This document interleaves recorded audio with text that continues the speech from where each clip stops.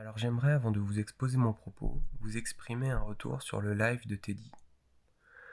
Vous dire que, en écartant les impolis me jugeant sur mon être en se basant sur une seule idée exprimée, j'ai été surpris par le nombre que vous étiez à ne pas être prêt ou capable d'entendre qu'il était possible de trouver liberté et épanouissement dans sa tâche quelle qu'elle soit. Je ne sais pas si ce que je vais préciser vous aiguillera mieux, mais je vous demande de penser au lendemain, littéralement, et non à l'avenir. Là où je vous propose de repenser vos pratiques, ce n'est pas pour faire oublier les idéaux que vous pouvez vous fixer sur l'échelle d'une vie, professionnellement j'entends, mais vraiment pour que dès demain vous puissiez sortir d'une dynamique profondément déprimante, qu'au plus vite vous cherchiez le progrès, faire du bon et beau geste le vôtre. Sortez donc de cette pensée s'agissant de vous persuader qu'il faut souffrir temporairement ou tout du moins accepter cette souffrance dans votre travail pour alimenter de jours meilleurs improbables.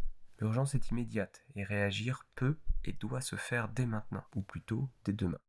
Maintenant, une des réflexions que l'on retrouve dans l'essai sur l'émancipation par le travail résume tout l'intérêt qu'il y a à soulever la problématique de l'évaluation des pratiques. Ainsi, si l'on souhaite défendre la valeur du travail bien fait, il faut s'assurer de la transmission des beaux et des bons gestes et de leur exécution. Avant de vouloir le progrès, assurons-nous tous de la conservation des pratiques telles qu'elles doivent traverser le temps. Enfin, pourquoi traiter de royalisme dans une théorie traitant du travail ? Ici, au final, il n'est pas tant de pousser à l'adhésion d'une quelconque idéologie politique, mais plus de réussir à vous démontrer l'intérêt de combiner celle du royalisme, dans sa forme la plus pure, à la volonté de servir la notion du travail.